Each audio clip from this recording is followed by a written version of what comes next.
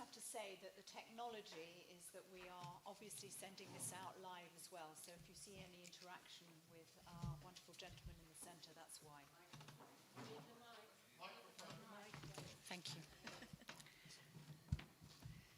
Distinguished guests, ladies and gentlemen, it is a pleasure and privilege to welcome you to Hampstead Synagogue, whether you are with us in person or online, on this occasion of the 19th annual Isaiah Berlin Lecture. This introduction would normally be given by our rabbi, Dr. Michael Harris, who is sadly unwell and therefore unable to attend in person, but is with us online. A word of background about this annual lecture. Sir Isaiah Berlin was a member of our synagogue, the family's membership having begun when his parents joined in the 1920s. After Sir Isaiah's death in 1997, we were privileged to provide the venue for a very special memorial service. But we felt that Sir Isaiah's connection with our shul should be marked in a more permanent way as well. And so we approached Lady Berlin and the members of Sir Isaiah's family to ask if they would agree to our synagogue holding an annual lecture in Sir Isaiah's memory. We were delighted and honoured when they consented, and we thank in particular Sir Isaiah's stepson, our dear friend Mr. Peter Halban, for his close cooperation in making the many arrangements for the lectures each year. And our sincere condolences, Peter, to you and the family on the loss last week of your brother Michel Strauss, and we wish you all only blessing and happiness in the future. We also thank Zaki Cooper for his ongoing hard work, dedication, and expertise in spearheading the organisation of the lectures and invitations to our speakers over so many years. And our thanks also to Henry Grunwald for securing for this evening a further most outstanding and eminent lecturer, Baroness Hale of Richmond. This week's reading from the Torah throughout the Jewish world is named Chaya Sarah, the life of Sarah. Yet the reading begins with an account of Sarah's death and burial. The resolution of this paradox is that outstanding people and their ideas live on even after their physical departure from this world. Such is certainly true of the philosophy of Sir Isaiah Berlin, which remains so relevant and necessary in our troubled contemporary world. Zaki Cooper will now introduce this year's Berlin lecturer, Lady Hale.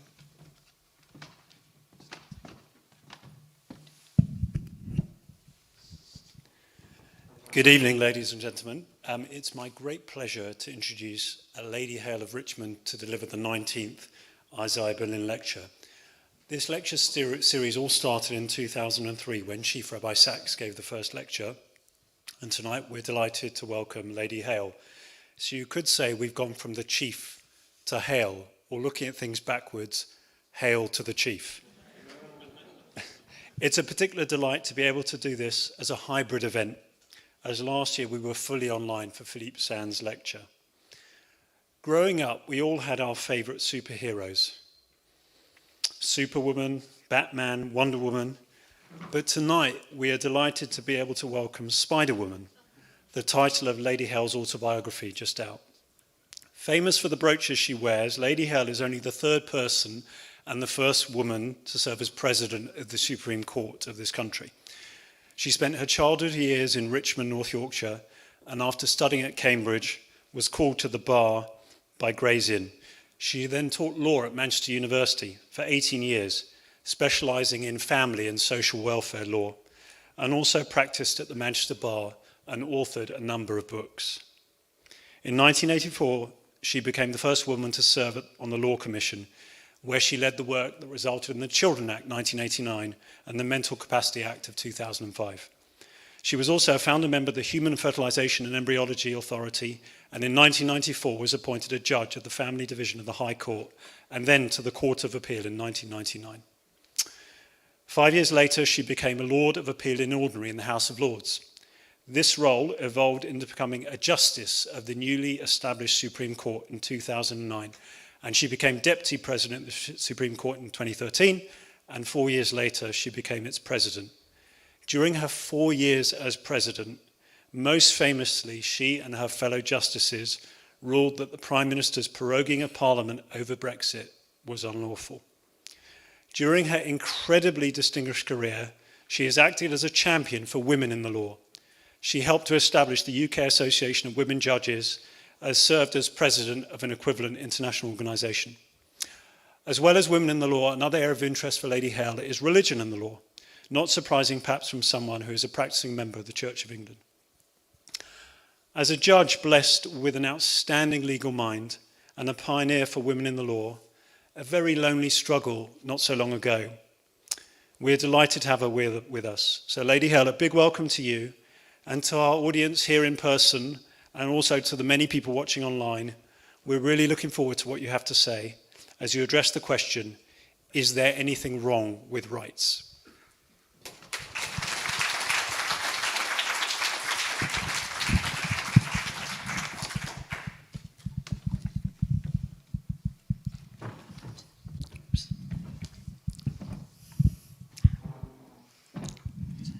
Is that all right?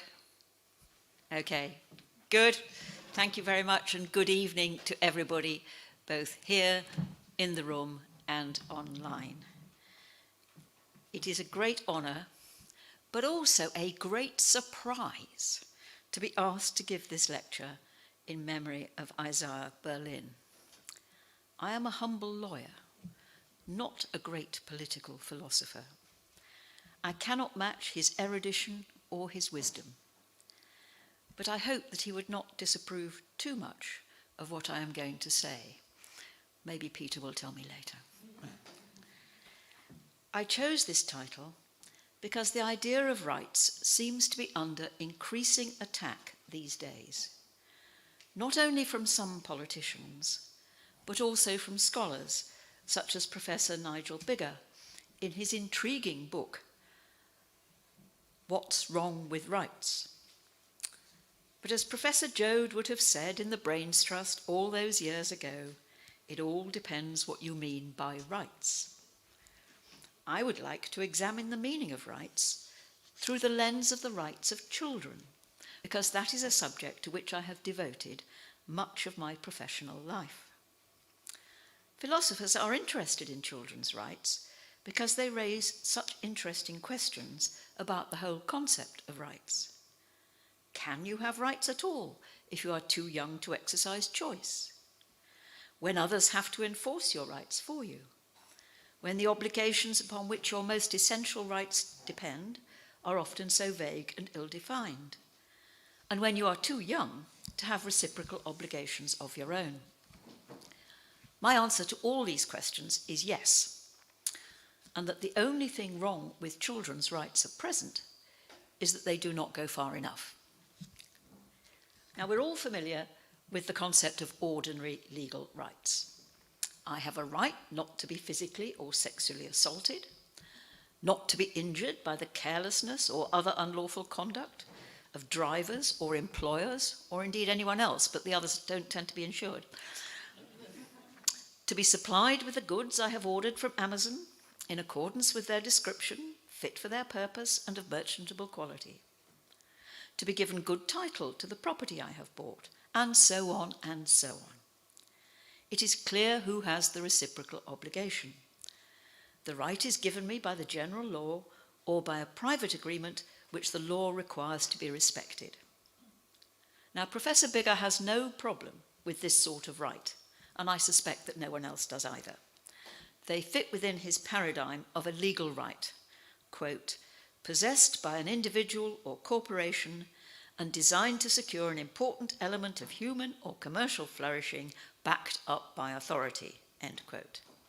Now, children can have this sort of right too, although there are limitations on their rights to make contracts or hold property, and they may need the help of others to enforce the rights that they do have.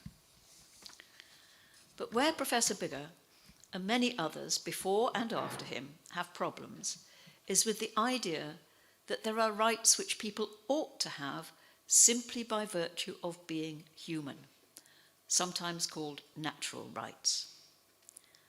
he identifies a number of problems with these, which, were they indeed to be the case, would have some merit. So the problems are attributing to them the same security and stability as positive legal rights, asserting rights to liberties or benefits whose lack of definition permits ludicrous or recklessly licentious accruals, getting carried away with its own high-flying rhetoric, yeah, we all understand that, confusing a specific historical form with the right itself, asserting rights to benefits without assigning a duty to supply them to a particular body, failing to talk about the duties of the rights holder, and displaying the conclusionary force which asserts at the beginning what needs to be argued and proven. His conclusion is that there is a set of moral principles that are given in and with the nature of reality, specifically the nature of human flourishing. There are also positive legal rights that are or would be justified by natural morality, but there are no natural rights. Yet the international community and many nation states have long behaved as though there are such rights. They call them human rights. The Universal Declaration of Human Rights of 1948 proudly declares that all human beings are born free and equal in dignity and rights. They are endowed with reason and conscience and should act towards one another in a spirit of brotherhood.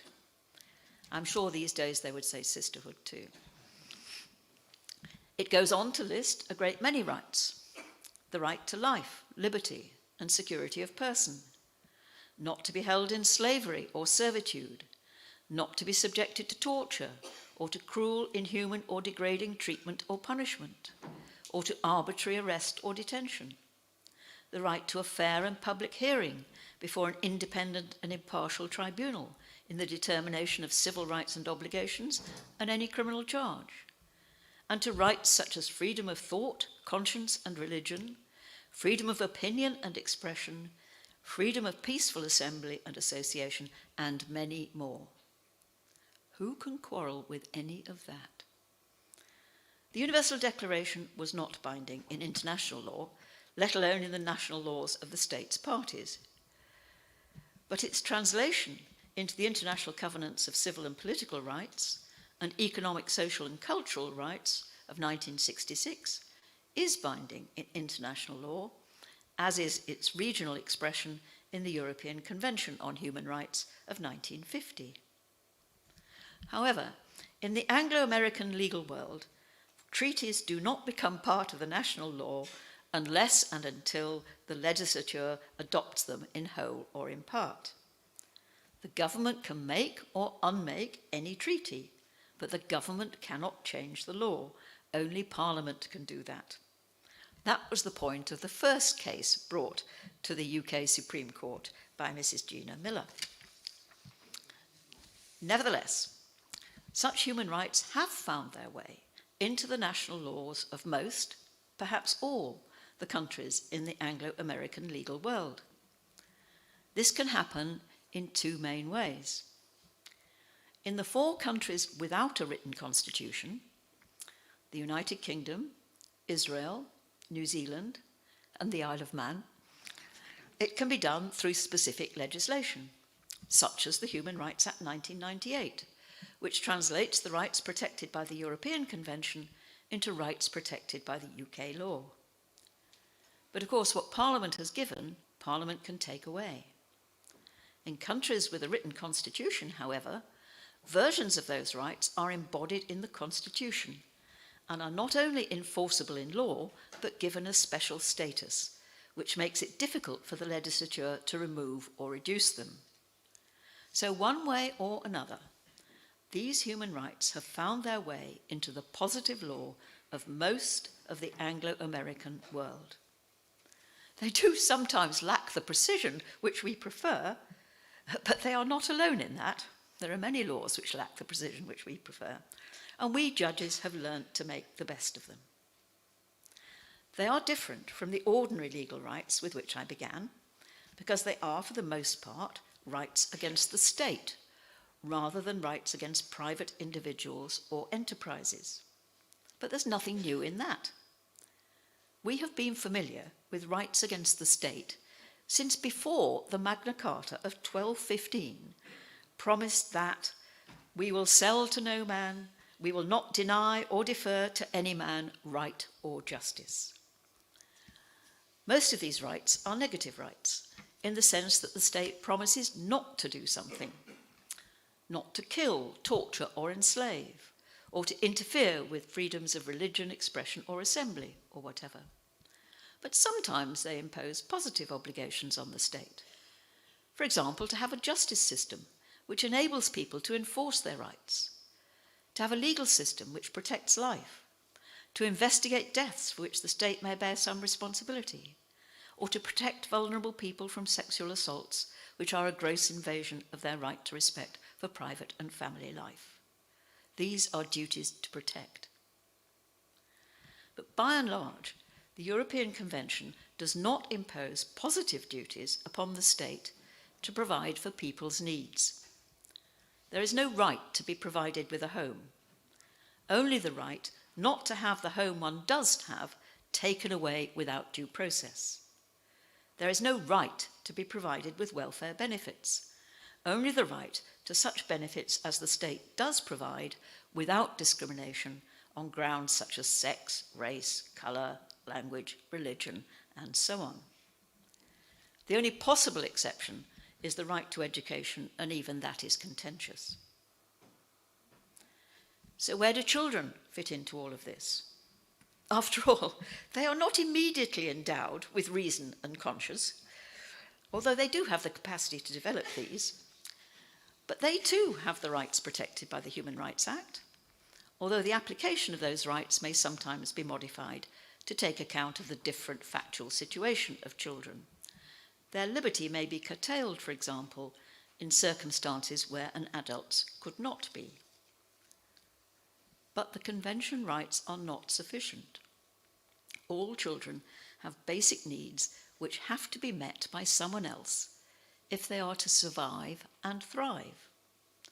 Needs for food, shelter, clothing, and dare I say it, for love. Not only that, they need education. They need to learn self-control, respect for others, how to behave acceptably in the wider community. Children must be brought up to play their part in society. It's doing them no favours to leave them without any sense of right and wrong or respect for the needs of others. But who is to provide for these needs? In Western societies, the primary responsibility lies with their parents or other family members. There is plenty of evidence that, by and large, children do best in their own families. But the human rights instruments go further than that. The Universal Declaration, for example, pronounces that the family is the natural and fundamental group unit of society and is entitled to protection by society and the state. The European Convention goes further still and provides that everyone has the right to respect for his private and family life. The state can only interfere if it is in accordance with the law and a proportionate means of achieving a legitimate aim. This respect for the family has a deep significance in Western-style liberal democracies. The whole idea that people are born free and equal in dignity and rights is premised on difference.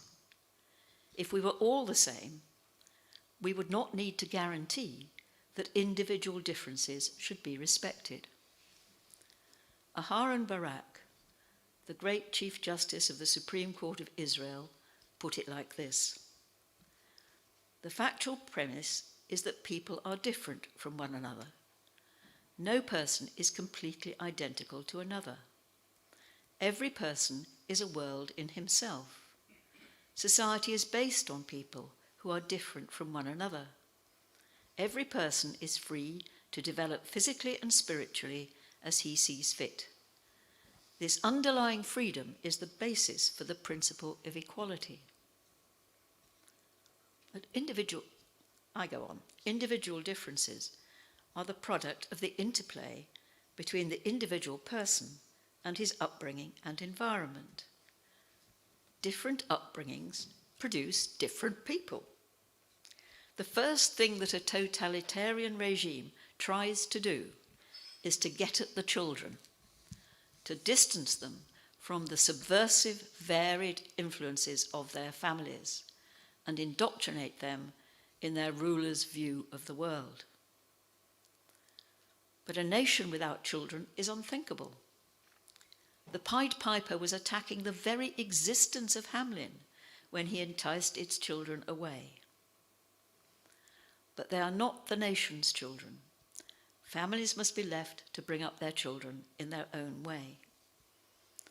The Review of Child Care Law, which led to Our Children Act 1989, put it this way, quote, "It is important in a free society to maintain the rich diversity of lifestyles which is secured by permitting families a large measure of autonomy in the way in which they bring up their children." This in turn came from the well-known United States jurisprudence, most significantly the case of Pierce and the Society of Sisters in 1925. Quote, "The fundamental theory of liberty on which all governments in this union repose excludes any general power of the state to standardize its children by forcing them to accept instruction from public teachers only. The child is not the mere creature of the state. Those who nurture him and direct his destiny have the right, coupled with the high duty, to recognize and prepare him for additional obligations." But what are we to do if the family fail in their duties towards their children? We can and do punish parents who fail to supply their children with the basic necessities of life, or to send them to school, or to seek medical aid for them, even if the latter is for conscientious or religious reasons. But punishing the parents won't help the child.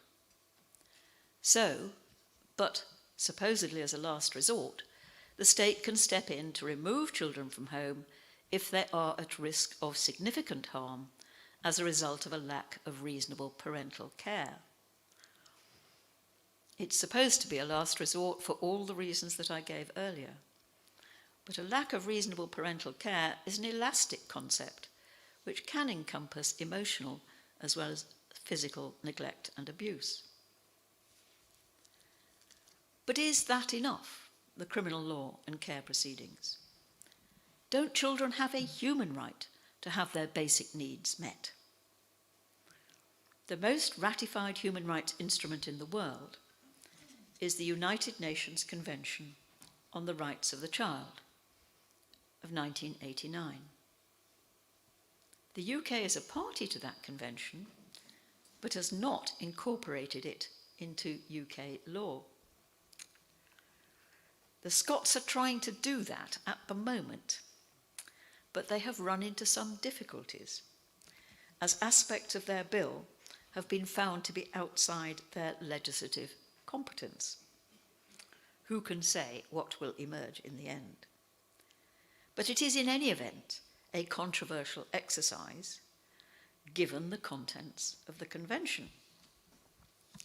Its provisions fall into three broad categories. First are those which ascribe to children the same fundamental rights as are ascribed to adults. The right to life, not to be subjected to torture or other cruel, inhuman, or degrading treatment or punishment, not to be deprived of liberty unlawfully or arbitrarily, and the rights to freedom of expression, of thought, conscience and religion, and of association and peaceful assembly. In the next category are those which give extra rights to children.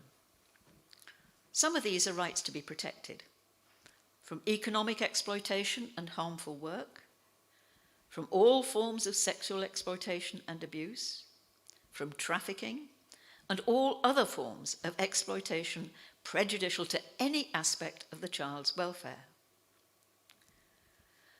But others are what we call rights of recipients, rights to receive something, rights to the enjoyment of the highest attainable standard of health and to facilities for the treatment of illness and rehabilitation of health, rights to a standard of living adequate for the child's physical, mental, spiritual, moral, and social development, rights to education, and the right to play. I like that one. I think grown-ups should have it too. The primary responsibility for providing for the child's most basic needs lies with the family. But the state has a responsibility for the education and health services and to step in where the family fails. Third, and perhaps most important of all, therefore, is the guiding principle set out in Article 3.1, and of course quite different from anything in the adult human rights conventions. Quote, "In all actions concerning children, whether undertaken by public or private social welfare institutions, courts of law, administrative authorities, or legislative bodies, the best interests of the child shall be a primary consideration." This is, of course, paternalism, or even maternalism. The child may have the same rights as adults, but others, including the state, are allowed to restrict or interfere in these in the child's best interests. But it is a benevolent paternalism, and it is tempered by Article 12.1, which requires that states parties shall assure to the child who is capable of forming his or her own views the right to express those views freely in all matters affecting the child, the views of the child being given due weight in accordance with the age and maturity of the child. One could say in accordance with the stubbornness of the child as well, but there we go. And Article 12.2 specifies a right to be heard in judicial proceedings affecting the child. Article 3.1 has not been incorporated into UK law, but it is supposedly reflected in two statutory duties. The Home Secretary has a duty, under Section 55 of the Borders, Citizenship and Immigration Act 2009, to discharge her immigration functions, quote, "having regard to the need to safeguard and promote the welfare of children who are in the United Kingdom," end quote. Section 11, subsection 2 of the Children Act 2004 imposes a similar duty on a wide range of public authorities, including the police. Now, the purpose may have been to implement the obligation in Article 3.1, but they don't actually say that the best interests of the child are to be a primary consideration, nor, more importantly, does the duty extend to most of central government, including the Department of Work and Pensions, although the government did say that it would abide by it. So how can we get the government to put the best interests of children first when making decisions which profoundly affect them? Some of us have tried. ZH Tanzania and the Secretary of State for the Home Department in 2011 concerned the planned removal to Tanzania of the mother of two British children who had been born in England and lived here all their lives. The mother was an illegal immigrant who richly deserved to be removed, but there was no one else to look after the children, so removing her would inevitably mean that they would have to go too, leaving their home, their schools, and their friends, and losing all the benefits of their British citizenship. the Supreme Court held that the best interests of the children were a primary consideration in judging whether this interference with the children's right to respect for their private and family lives, protected by Article 8 of the European Convention, was justified. Now, Article 3.1 of the Children's Rights Convention does not require that the child's best interests be paramount, in the sense that they are a trump card overriding everything else. They can be outweighed by other considerations, either separately or cumulatively, but no other consideration is to be taken to be inherently more important than the best interests of the child. As Lord Kerr put it, quote, "This is not, it is agreed, a factor of limitless importance in the sense that it will prevail over all other considerations. It is a factor, however, that must rank higher than any other. It is not merely one consideration that weighs in the balance alongside other competing factors. Where the best interests of the child clearly favour a certain course, that course should be followed, unless countervailing reasons of considerable force displace them." End quote. You see, Lord Kerr was stronger in his views than I was. A very good thing too. Now, ZH Tanzania has been applied in other contexts where the actions of public authorities interfere with a particular child's convention rights, and the question is whether that interference is justified, such as, for example, the extradition of parents to face criminal charges abroad, or the refusal of planning permission to travellers.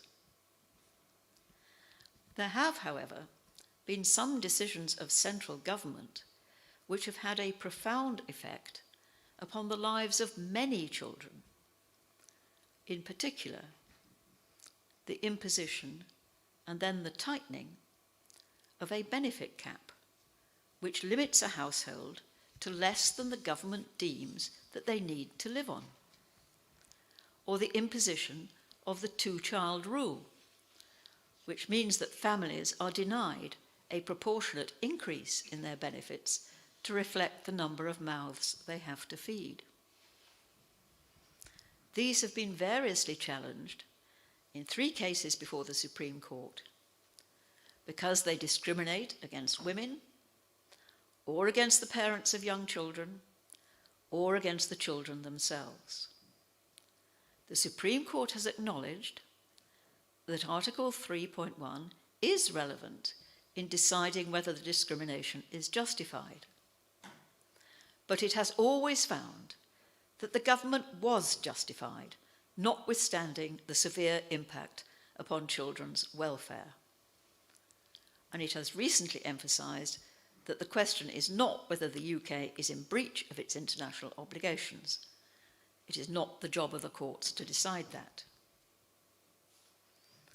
The court's reluctance to intervene may be understandable. After all, they are dealing with the allocation of very large sums of public money, and that is constitutionally a matter for government rather than the courts. Although it doesn't take much imagination to realise that there must be limits to the discrimination which is justified. We would not, for example, countenance a law which gave benefits only to women and not to men, would we? Or the other way round. However, that is a very large gap in the protection which is afforded to children's rights as we understand them. And what about when we are dealing with an individual child's civil liberties? In a case of the Queen on the application of Castle against the Commissioner of Police for the Metropolis, the plaintiffs were Adam Castle, aged 16, Rosie Castle, aged 14, and Sam Eaton, aged 16, who took a peaceful part in a demonstration against the proposed increase in university tuition fees. The march started at Trafalgar Square and proceeded down Whitehall towards Parliament Square. It was largely peaceful, but there were some violent incidents. The senior police officer in charge decided that a large group of between 3,000 and 5,000 demonstrators should be kettled in Whitehall. You know what kettling is? It's keeping people in a confined space. Rosie was kept there for around 6.5 hours. Adam and Sam for between 7.5 and 8 hours. It was November and the temperature inside the cordon was near freezing. After some hours, one toilet was provided. There was no food and water. The children were shivering and very distressed when they left, and now said that they no longer felt able to take part in peaceful protests for fear of being kettled again. They argued that this was a breach of the police's duty under Section 11, subsection 2 of the Children Act 2004, to make arrangements for ensuring that their functions are discharged, having regard to the need to safeguard and promote the welfare of children. However, the High Court held that it was reasonable for the police not to plan ahead for the possibility that kettling would be necessary and the likelihood that children would be among those kettled. This was a demonstration about university tuition fees, for heaven's sake. Was it not foreseeable that there would be people under 18 who were involved in said demonstration? Because, of course, it affected them more than almost anybody else in the world. But it was reasonable not to foresee all this and not to make any specific arrangements for children. Yet surely promoting the welfare of children includes promoting their right to engage in peaceful protests, facilitating their development as active democratic citizens, not just protecting their physical safety. Nor should they be deterred from playing a part in the democratic process, for they may then become disengaged when they do grow up. It will be apparent from all of this that I do believe that there are rights which all people ought to have simply because they are human. Those are the rights which the international community has identified in broadly similar terms in a number of binding instruments. For the most part, they have become part of national law. For the most part, they are rights against the state, so the holder of the corresponding obligation is clear enough. And the courts have been able to apply them without too much difficulty. There are also extra rights which children ought to have, simply because they are children, because they have needs which they cannot or should not be expected to provide for themselves. They need extra protection from certain harms, and they need to be supplied with certain good things. Their parents are the primary holders of the corresponding obligations, but if the parents fail, then the state has a duty to step in. So far, probably so uncontroversial. But do children also have the right to have the state make their best interests a primary consideration in all actions which concern them? The United Nations says that they do, but it appears that we have yet to be convinced of it in this country. If there is anything wrong with rights, then that is it. Thank you.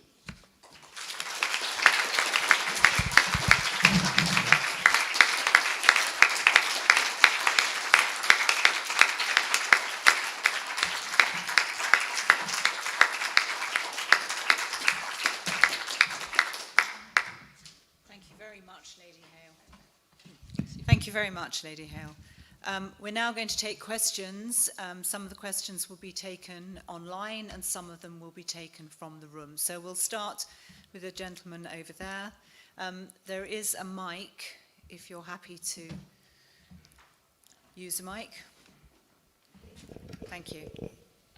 Hello. Thank you so much for a really interesting lecture, and I really liked your conclusion. I'm a practicing paediatrician in East London.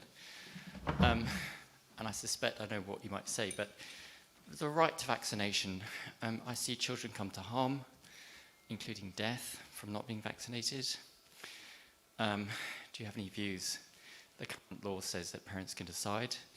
And then at the opposite end of the spectrum, teenagers who are gender dysphoric, very mentally disturbed, have no diagnosis because they've not met with psychiatrists, there's a long waiting list. Schools and other institutions validating the child, changing their sex, etc. And the loving parents feeling that they're not in control of their child, who they love. Not necessarily resisting this, but the state has taken over and pushing care in a way that perhaps from their perspective is not right or going too fast. Lots of other questions, of course.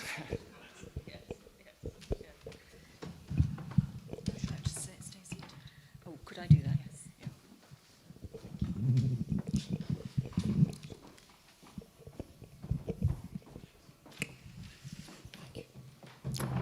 Well, thank you. Those are two fascinating questions.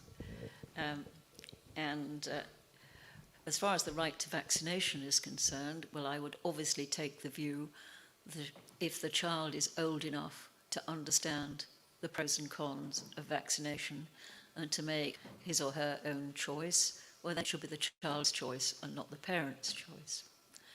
If the child is, and that is probably the situation with everybody for whom vaccination is currently an option. So that I could stop there. Yes. If the child is not old enough or for some reason lacks that competence, well, then the question is whether failing to vaccinate the child is actually harmful to the child.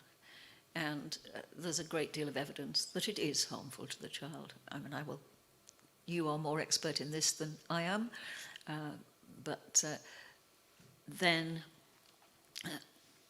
if it's an emergency, of course, it is possible for anybody to do what it is reasonable to do in the circumstances. So you don't have to go to court.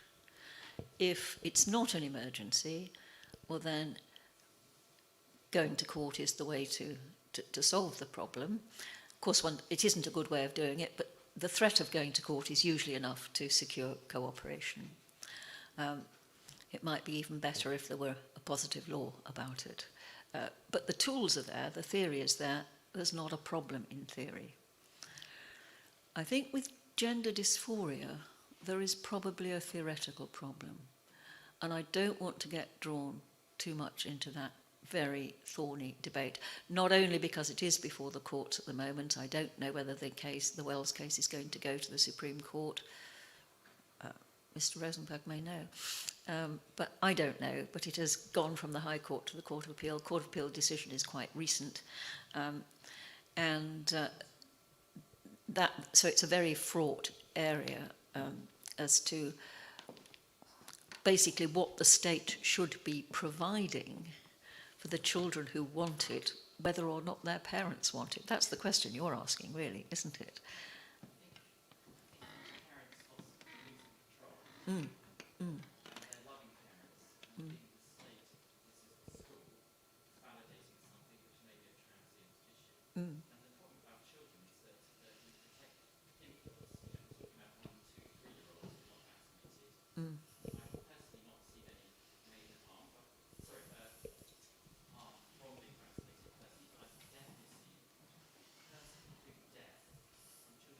Yeah, of course. Yes, well, I think it's the job of the health service to protect them and to take steps to protect them if the parents are proving intransigent, frankly. That's what I think it is. As I say, the gender dysphoria is extremely complicated because you have the conflict between what might be a completely genuine situation on the part of the child and the parents feeling that things are going too fast, or sometimes not going fast enough. So the real answer is almost certainly the greater availability of much more sensitive services so that this can be properly explored. But as you know, the High Court held that basically no child under 16 was likely to have competence to consent to puberty blockers. And even with 16 and 17-year-olds, it might be necessary to go to court. The Court of Appeal has said something rather less than that, which may or may not be helpful, I don't know. So that's why I don't want to get into too detailed a discussion of a really complex subject. But we recognise the complexities. I'm going to take another question from the room. Could I take Jerry at the back, please? Could I ask you, there is a mic going round, and try and keep your question as brief as possible. Thank you.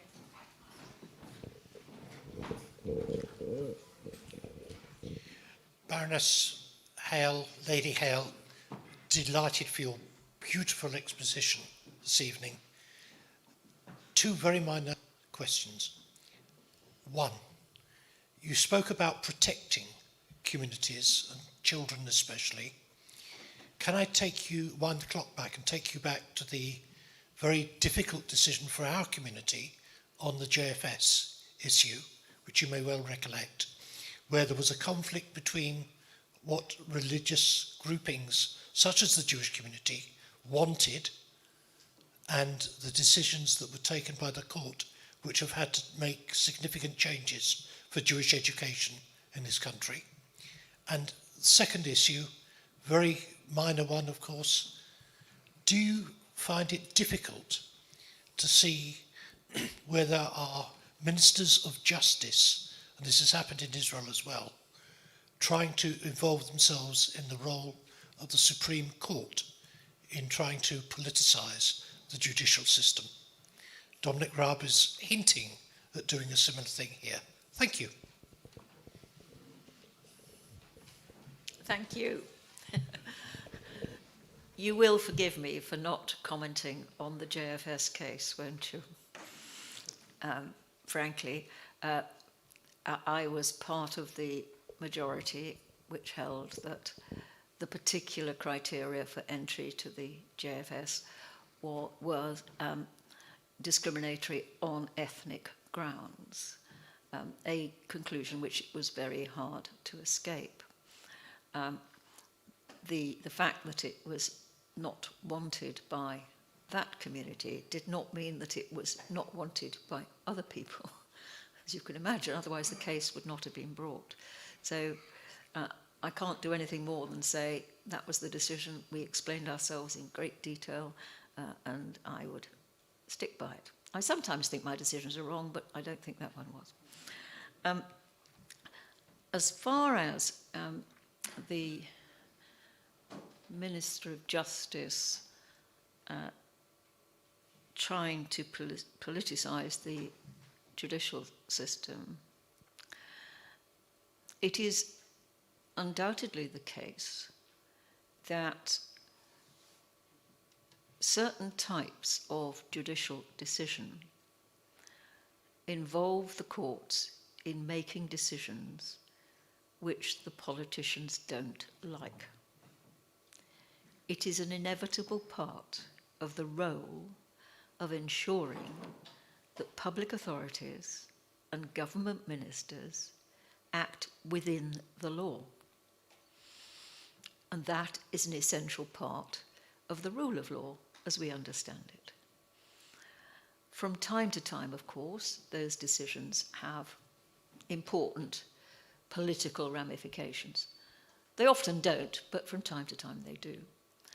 But the judges can't duck their role of ensuring that the public authorities act within the law simply because there are political ramifications. The judges are not concerned with the political ramifications.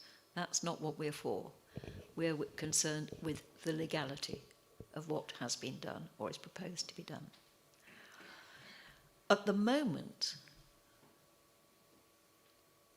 we have a system of judicial appointments in which the politicians play a very, very minor role.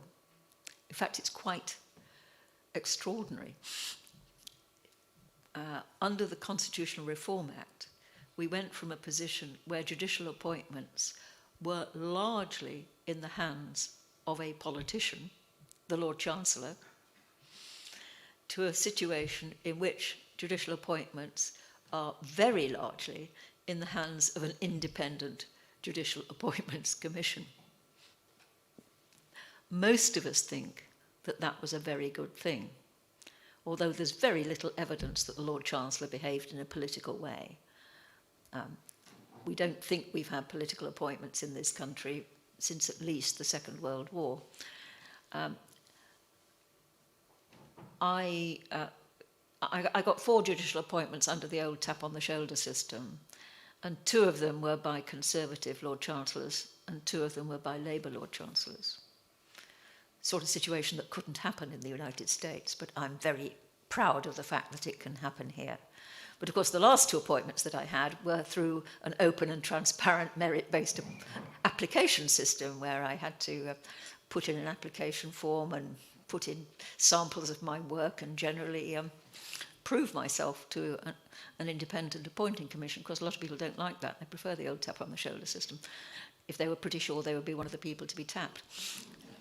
But by and large, I think most of us think that our present system is an improvement on the previous system, and it has greatly increased the diversity of the judiciary. And there is still the potential for even greater diversity. So most of us would be very opposed to the politicisation of the judicial appointments system. Thank you. There was a question over here. Daniel, the mic will come to you.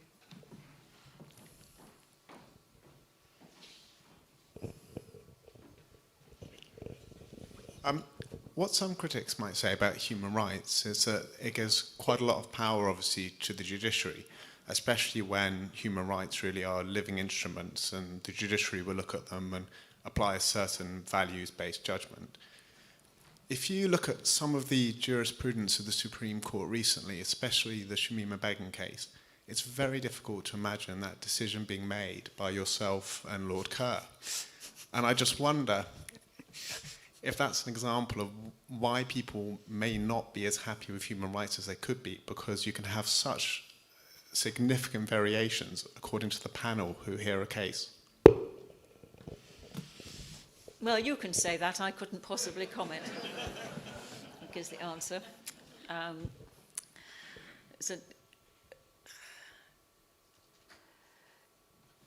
It is undoubtedly the case that the qualified rights, beginning with Article 8, so the right to respect for private and family life, and then going on to the rights to freedom of religion and freedom of expression and freedom of assembly, and of course freedom, the right to enjoy the rights without discrimination. All of those are qualified in the sense that they can be overridden if there is a legitimate aim and the means chosen are a proportionate means of achieving that legitimate aim. Or, as it's sometimes put, a fair balance has been struck but between the rights of the individual and the interests of the community or other individuals.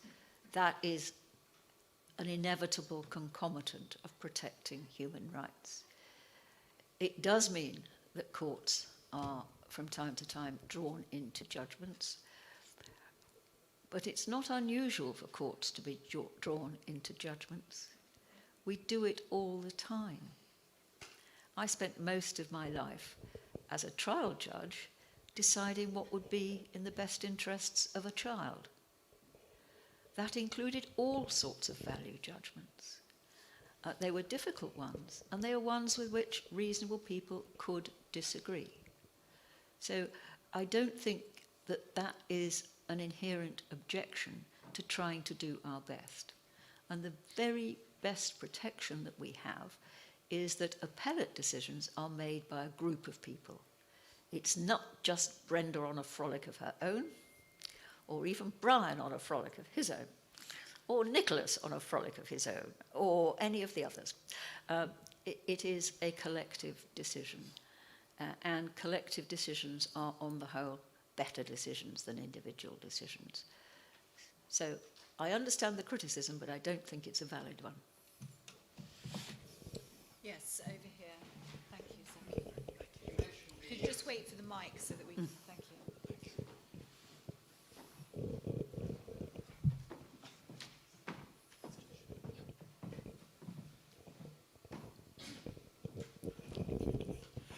You mentioned the politicisation of appointment in the United States Supreme Court.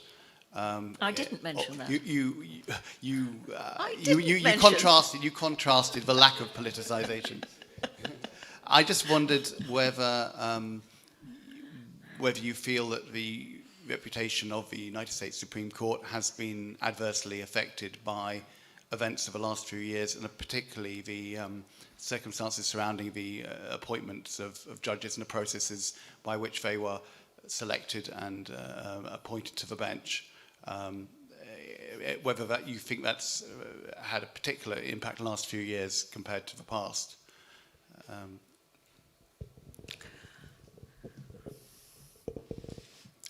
That's a very difficult question to answer at the level of the knowledge that I have, because I think that you can obviously criticise the appointments process, and you can certainly criticise the way in which it has been done in recent years.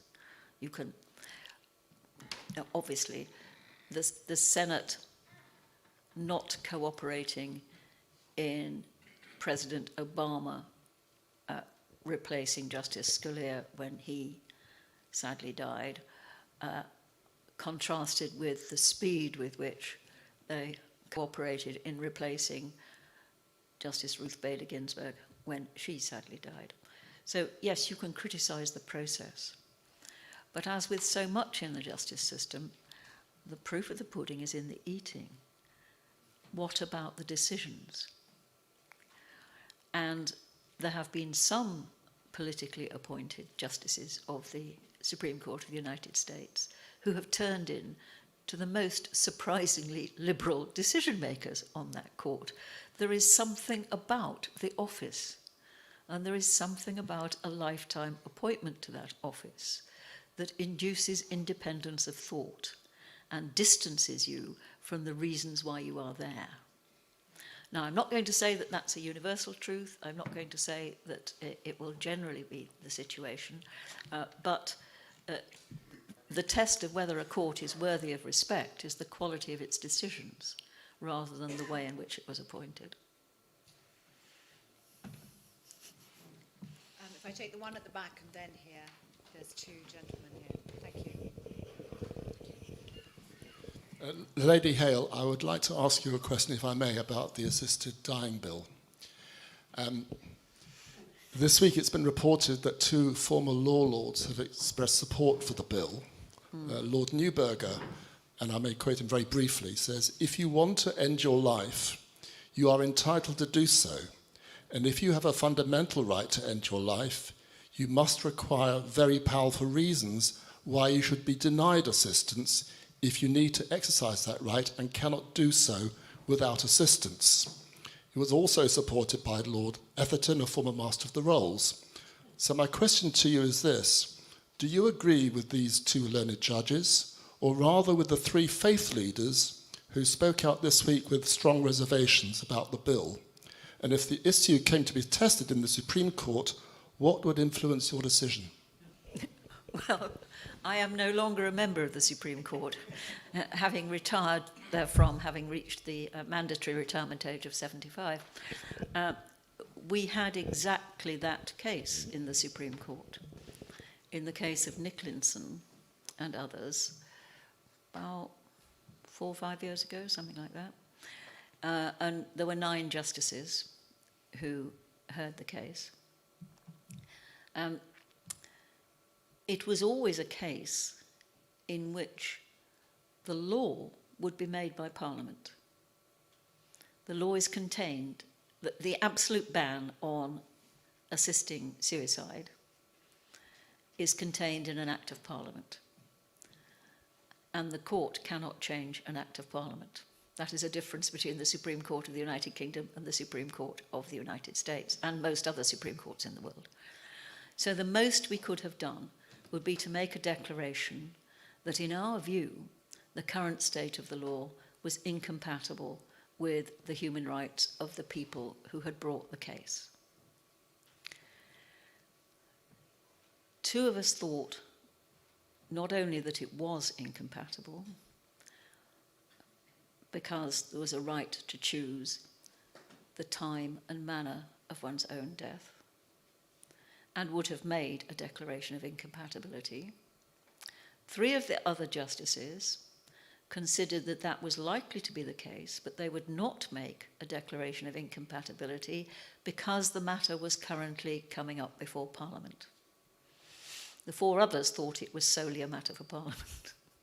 That was the situation in the Nicholson case. I have not changed my view. You can go and read my judgment. I have some reason to believe that the contents of the current bill derive something from my judgment, because the safeguards proposed are exactly the safeguards that I suggested would be possible were the law to be changed. What would happen if the case came again before the Supreme Court? I have no idea, but my guess is it probably won't. They'll certainly wait and see what happens to the current bill. Thank you. Gentleman here. Yes. Can I ask you about transparency in the family courts? Well, can I ask you whether you think that the rights of the child, which is the subject of your lecture, would be damaged if it was possible to report more of the family courts than it is at the moment? Is there an acceptable compromise towards open justice that wouldn't damage the rights of the child? Well, that is a very good question, Joshua, and I have a feeling that I gave an even longer lecture than this one on that very topic not very long ago.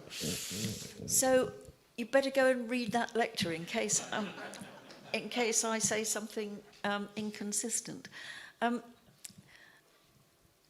Clearly, it's a very important protection, not only for the rights of the child, but also for the rights of the family, that there be transparency in what goes on in the family courts. I think I have made no secret of my fear that once the authorities get their claws into you, it's really quite difficult to get them out. I don't think I've put it in quite that way. but particularly in cases of the risk of future emotional harm. Now that seems to me to be a very problematic concept.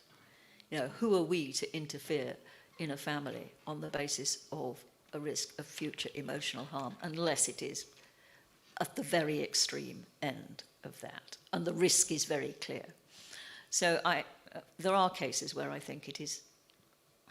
There are cases where the authorities don't interfere quickly enough, when it's absolutely apparent that they should have done. And there are other cases where they've got a reason to interfere and then they can't give up.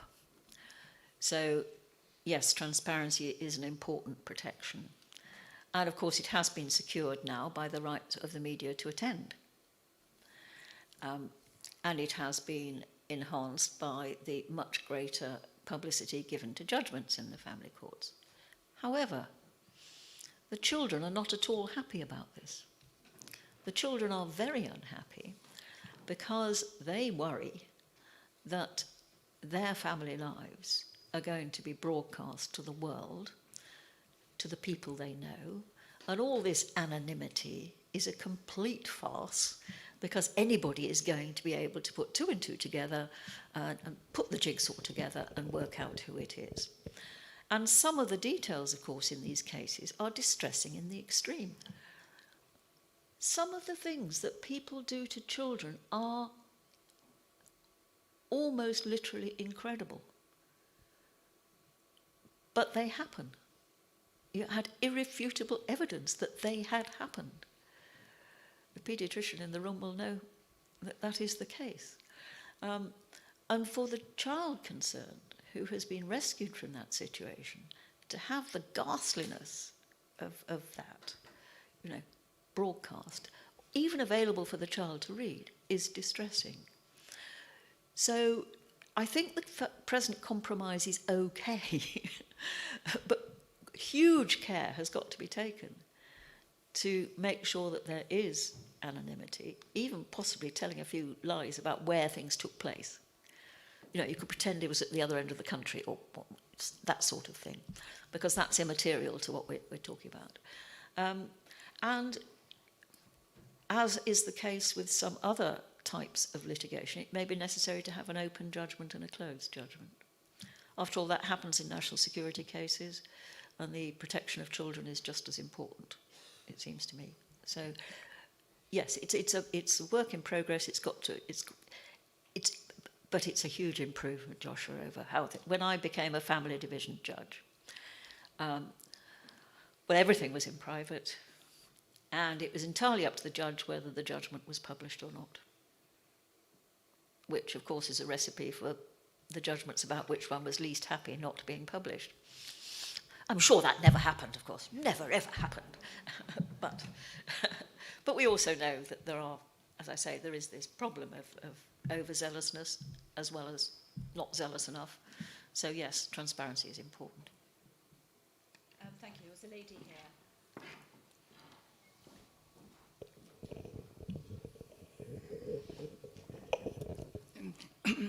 Lady Hale, I wonder if you would be prepared to comment on the very peculiar English-British situation of the relationship between convention and law. One of the great conventions that existed until recently is arm's length appointments. Perhaps your experience in the old system under two politically different Lord Chancellors is because they were absolutely devoted to the principle of objectivity under old conventions.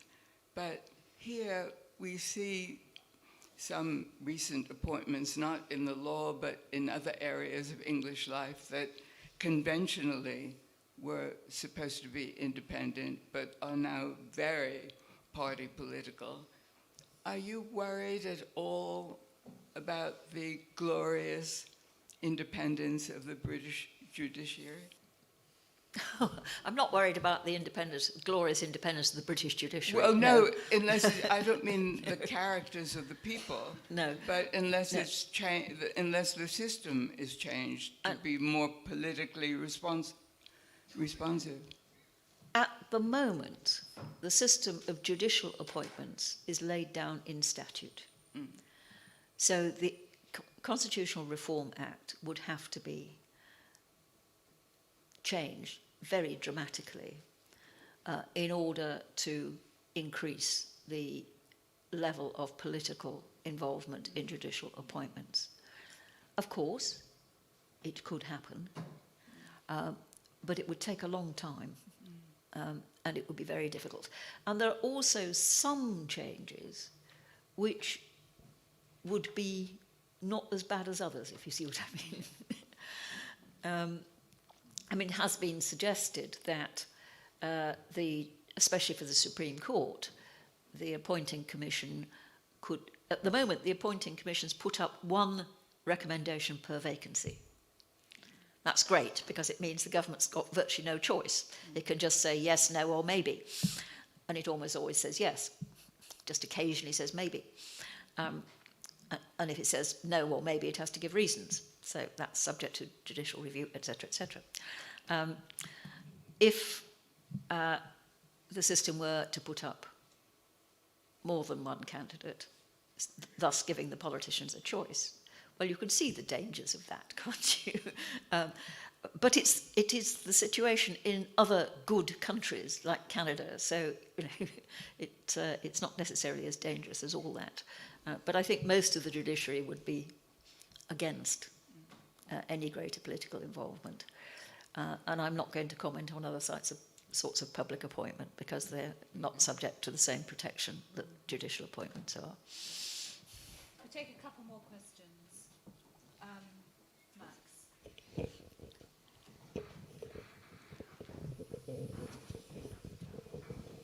I'd like to get back to family law, if I may. Given that we are living in an age of gender fluidity and that in the decades preceding the arrival of this fluid state, we saw the breakup of the nuclear family at an increasing rate of knots, and given that we have a human right to family life, how does the law define the family?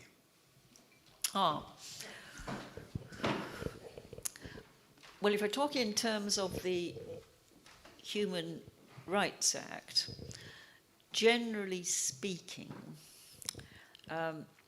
there is always family life between parents and their children. And that includes unmarried parents and their children. And it seems to include them even if they haven't actually lived together. Seems to. Not always predictable in these circumstances. After that, it gets a bit more difficult. Husband and wife, of course. Couples who are living together, yes, they have family life. They did get round to saying that same-sex couples had family life. That took a bit of time, but they've more or less come to that now. And then sometimes there are other people who have family life, such as grandparents or foster parents or other people who've been looking after or living with the child. So it is quite a fluid concept and tends to be case-specific other than those taken for granted categories. If you turn it round and ask about the right of the child to family life in the case of breakup, and then there's a need to remove question, then it becomes complicated. Well, of course it does. These are always complicated. I mean, because if you have a broken family and then one of the parents, the parent with whom the child is living, wants to go and live in another country, then the other parent doesn't agree, well, then the court has to decide where the best interests of the child lie. And it's not easy. I don't myself think that it's helped by any sort of rules of thumb or presumptions, because every case is different. And to my mind, it would be very different if the parent with the children wanted to go and live in Ireland from what it would be if they wanted to live in Australia. To take a simple example. And, or if they wanted to live in a country that was not party to the various international conventions under which court orders can be enforced, recognised and enforced, that would be very different. Well, there are all sorts of circumstances which one could composite in which it would and would not. In the end, it's what's best for the child that is the right answer, without preconditions, it seems to me. We'll take one more question. There was one at the front. Lady Hale, thank you very much for your lecture. Turning in to children, I was struck by a piece I read about what China was proposing to do, with two proposed laws relating to children. One was to make local authorities check the amount of time children were being forced to do homework, extra tutoring, and force them to have a period of non-work play and playtime. On the other hand, they're proposing to make parents responsible for children's antisocial behaviour and misdemeanours and low-level crimes. Are those both just examples of a completely different non-Western, non-Anglo-American system, or is there something in either of those bills, perhaps more likely the first than the second? Well, I think you're right that this is a level of micromanagement of family life which would not go down well on the whole in a Western liberal democracy. But I don't think it's an unknown principle that parents may from time to time be responsible for the misbehaviour of their children. There are actually some tort cases which have made parents responsible if they haven't kept proper control of their children or let them have access to a gun or something like that. So it's not a completely unknown principle, it's just that we haven't turned it into a sort of everyday law of the sort that would be enforced in the way that the law in China can sometimes be enforced. I'm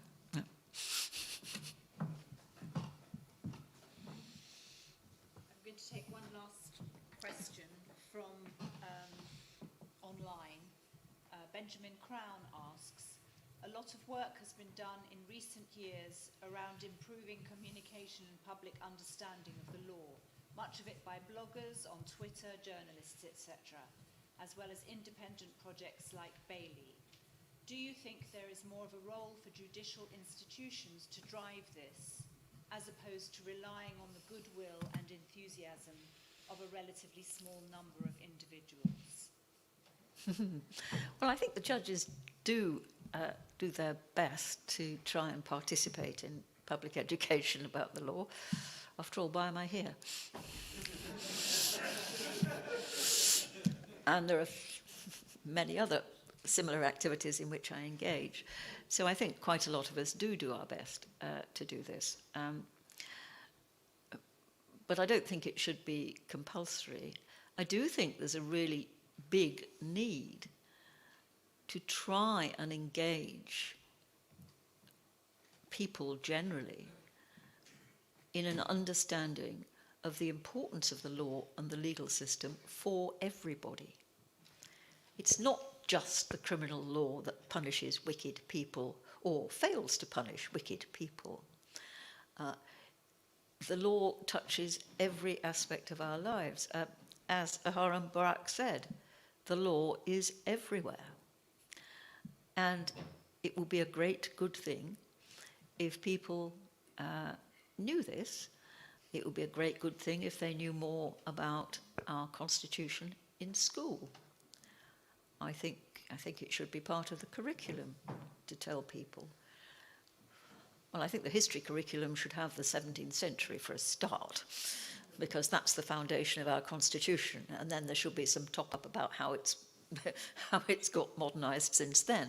I think absolute minimum that people should understand the basis of our Constitution and how it works. Not in nasty, highfalutin, complicated terms, but just the basics of it. I think the understanding that we have a justice system, that we need a justice system, that it's there for everybody, is really important. So that's going to be my next book.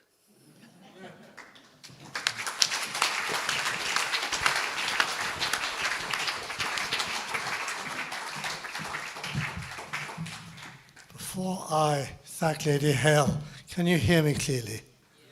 Good.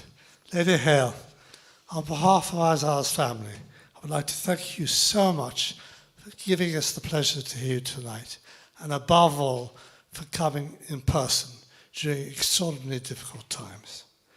It was particularly important and appropriate that you decided to orientate your talk on the rights of children.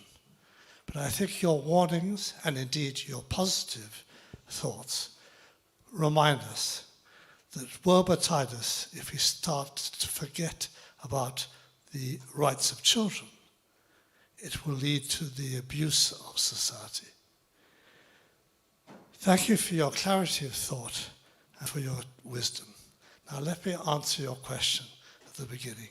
I can assure you that not only would Isaiah have agreed with every word you said, he would have taken you aside and you would have spent days discussing your thoughts. They are preoccupations.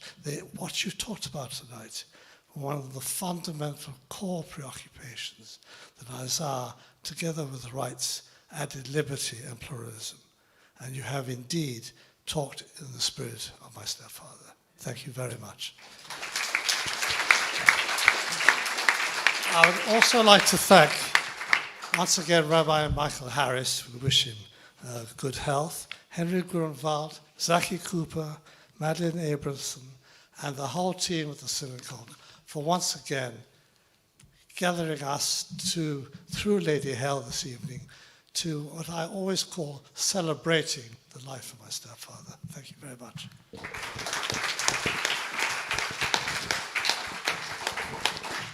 Peter, thank you, and may I begin by thanking you and the family again for supporting this lecture for so many years, and particularly in the difficult personal circumstances of your family loss. Thank you for everything that you have done. This may be the 19th lecture. We hope there'll be many, many more ahead that we can work on together. Master Hale, if I may call you that, because we're both benchers of Gray's Inn, it's been absolutely fantastic that you've come here tonight. I was going to say something about how I anticipated what you were going to say would have met entirely with the thoughts of Sir Isaiah, but Peter has done that very, very clearly, and there's no need for me to do so. It's almost 63 years to the day since he delivered the inaugural lecture at Oxford entitled The Two Concepts of Liberty, and it still makes fascinating reading to this day, and I'm sure that it's something that you have read in the past, because you have shown us tonight, well, you've shown us a number of things. First of all, you've shown us the nonsense of there being a mandatory retirement age at 75 for judges. You know, it's utterly nonsensical that someone of your abilities should have had to step down from your role at the comparatively young age of 75. But you've also shown us how it's possible to talk on the law to an audience not composed entirely of lawyers. There may be many lawyers in the room here tonight, and amongst the hundreds who I know are watching online, but everyone will have been able to follow exactly what you have said. There have in the past been lecturers about whom one has not been able to say that, even amongst the wonderful ones who've given this lecture in previous years. You speak of firsts, and Zaki mentioned firsts. Your book, Spider-Woman, is an inspiration to all. My younger daughter's at the bar, and you met her husband before. She is a great fan of yours because you have shown just what women can do at the bar and in other professions. No ceilings. No ceilings has really meant something to you. So you were the first girl from Richmond High School to go to Cambridge. You were the first girl from Richmond High School to study law. You were the first woman, as Zaki said, to become a law commissioner, the first woman to become a Lord of Appeal in Ordinary in the Appellate Committee of the House of Lords, and the first woman to serve on the Supreme Court and, of course, be its president. We've had judges before. We've had women before giving the Isaiah Berlin lecture. You can add to your list of first. You're the first woman judge who's given the Isaiah Berlin lecture. You also, in your book, speak about imposter moments. And many of us may have heard that wonderful Desert Island Discs that you did recently, and you spoke about that there. And that, if I may say, is a sign of the enormous humility and humanity of which you are so greatly possessed. Because you say that at times when you've done this or been appointed to that or been told that, you have to pinch yourself and say, am I being an imposter? Is this really me? Do I deserve this? Can I do that? And that's a sign of a deeply modest person. And when that is combined with the great intellectual and legal rigor that you have brought to all of the courts in which you have sat, we should all be extremely grateful for that. And thank you again for joining us here tonight to give that lecture. I just want to end, before everybody gives you applause, by repeating the thanks that have been expressed to everyone at Hampstead who's made this lecture happen. We've had packed halls for this lecture in the past. We've probably got more than a packed hall amongst those who are watching online. But it's not easy to do these hybrid events. And I want on everyone's behalf to thank all of the team at Hampstead, I'm not going to name them again, who helped make tonight happen, because it's not easy, but it's been a great success. And we hope that the 20th Isaiah Berlin lecture next year will have everybody in person together. We hope you might even, I'm not going to tell you who the lecturer is, we have found him. It is a hymn next year, but I'm not going to tell you who it is, but perhaps you might even consider joining us next year. So once again, on behalf of everyone here tonight, thank you so much. And I think that here there is just a little gift for you, which we all hope that you will greatly enjoy. I'm sure I shall. Thank you very much. Very much.